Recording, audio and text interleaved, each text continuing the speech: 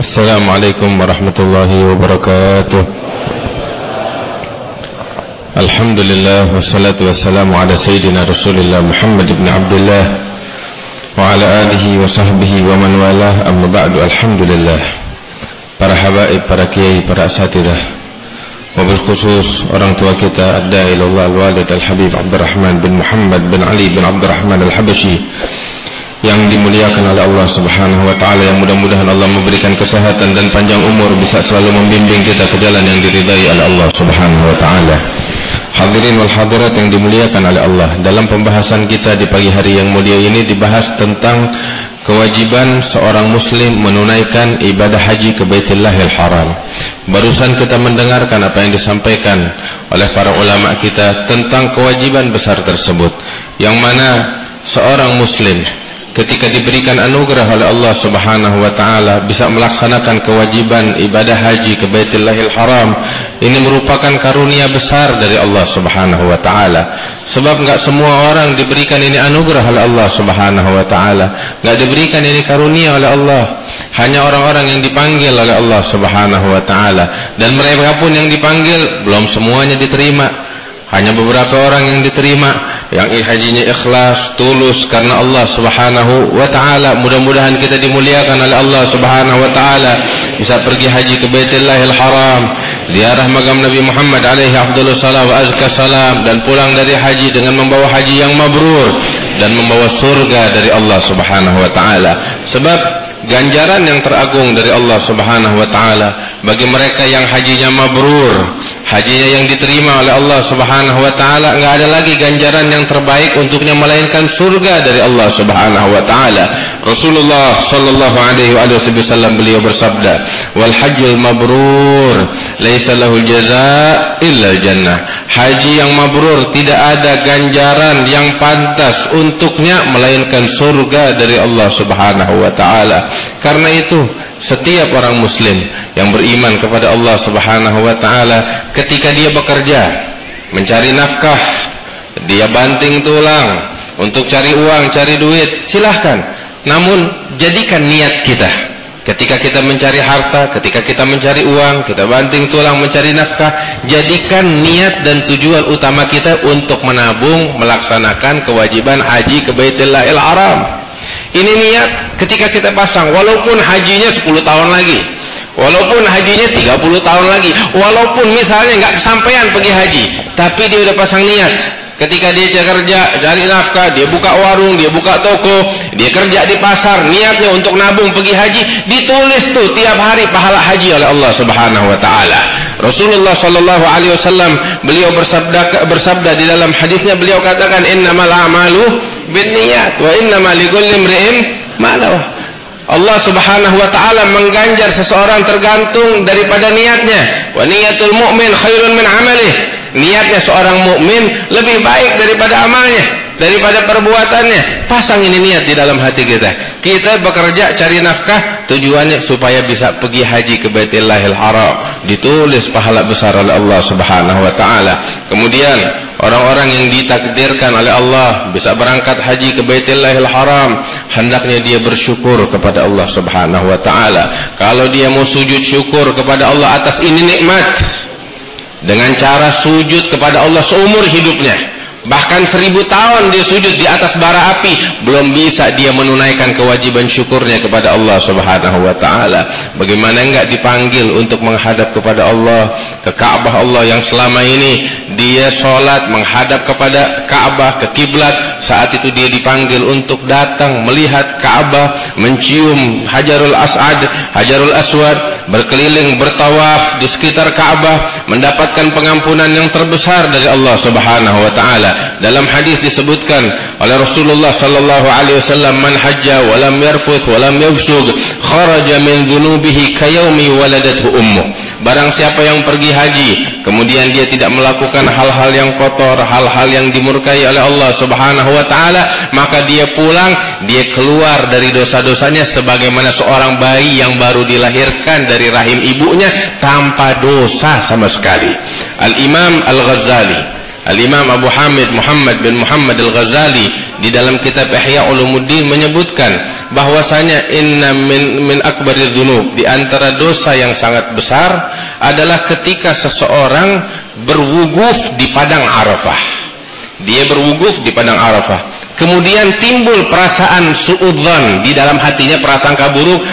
Ketika dia melihat dosa-dosanya yang besar, dia bilang, ya mungkin saya nggak dapat pengampunan dari Allah. Punya prasangka semacam gitu, prasangka semacam ini merupakan dosa yang besar. Kenapa? Sebab di padang suci Arafah itu seluruh dosa-dosa diampuni dengan tanpa keraguan oleh Allah Subhanahu wa taala. Imam Al-Haddad mengatakan, wa fi Arafatin kullu dzambin mukaffarun wa mughtafarun minna birahmati ghafiri. Di padang suci Arafah seluruh dosa diampuni oleh Allah Subhanahu wa taala. Mudah-mudahan kita disampaikan ke tempat yang suci tersebut oleh Allah Subhanahu wa taala. Wah, cuman kita nggak tahu. Ini panggilan dari Allah Subhanahu wa taala. Yang penting kita pasang niat, kita berusaha untuk bisa pergi haji ke Baitullahil Haram. Terus Nabi Muhammad itu punya kasih sayang kepada umatnya besar banget. Kasih sayang beliau kepada umatnya sangat besar. Makanya nggak salah kalau Allah bilang, wa ma arsalnaka illa rahmatan lil alamin. Allah Subhanahu wa taala menyebutkan, kami tidak mengutusmu wahai Nabi Muhammad melainkan rahmat untuk alam semesta. Dipuji oleh Allah. Tahu kalau bakal datang saatnya nanti itu umatnya mau pergi haji mesti nunggu 10 tahun dulu. Tahu, nggak semua umatnya mampu pergi haji. Sehingga diajarin satu amalan oleh Rasulullah sallallahu alaihi wasallam. Bakal kita nih orang-orang yang belum mampu pergi haji. Ya, apa amalan dari Rasulullah sallallahu alaihi wasallam? Beliau bilang di dalam hadisnya, man shalla subha fi jamaah wa jalasa fi musallah yadhkurullaha ila an tatlu asyamas thumma yusalli rak'atain falahu minal ajr kahajjatin wa umrah tamatain. Rasulullah sallallahu alaihi wasallam bilang di dalam hadisnya, barang siapa yang sholat subuh berjamaah, ingat sholat subuh berjamaah ya, sholat subuh berjamaah, bukan sholat duha pakai gunut. Ada orang rajin sholat duhanya, cuman sayangnya sholat duhanya pakai gunut. Rasul sallallahu alaihi wasallam bilang dalam hadisnya, man shalla subha fi jamaah, barang siapa yang sholat subuh berjamaah, sholat subuhnya di musallanya, di masjidnya, wa jalasa fi musallahu yadhkurullah, setelah dia sholat subuh berjamaah, dia duduk di musallanya, di masjidnya, berzikir kepada Allah Subhanahu wa taala ila an tatlu asyamas. Enggak lama, sampai terbit matahari, sampai waktu isyraq. Kalau ente lihat itu apa namanya waktu salat, ada namanya waktu syuruq. Kurang lebih 1,5 jam dari azan subuh.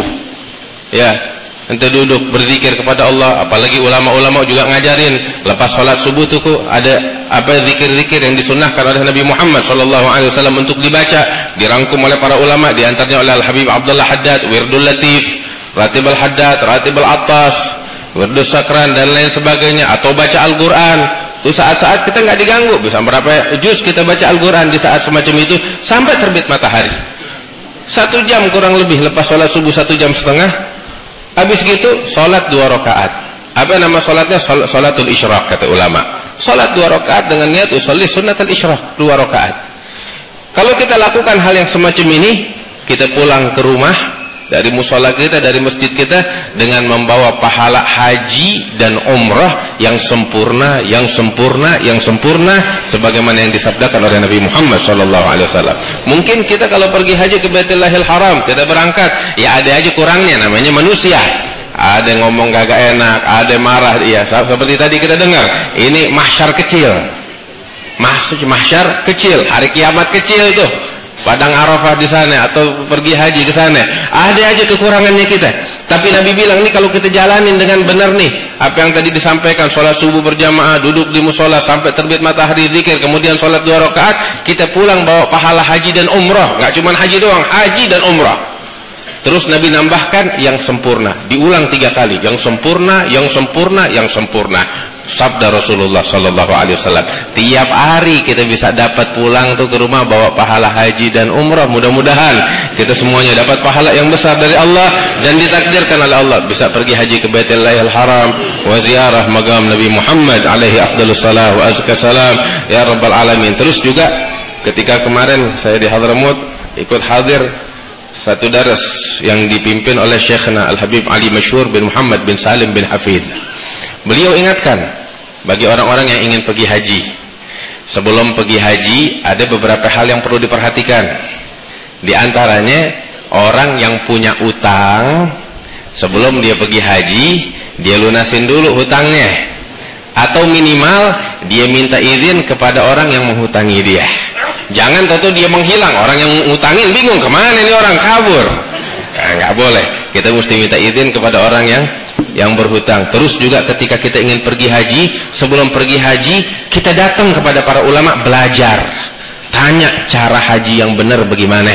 Cara nggak cukup cuman belajar dari travel doang, tapi datang kepada para ulama, datang kepada para kiai dan para habaib, tanya kepada mereka, pelajarin yang benar dengan detail cara haji yang benar supaya hajinya kita benar, sah dan sempurna dan diterima oleh Allah Subhanahu wa taala. Wa sallallahu ala sayyidina Muhammad wa alihi wasallam. Alhamdulillahirabbil alamin. Wassalamualaikum warahmatullahi wabarakatuh.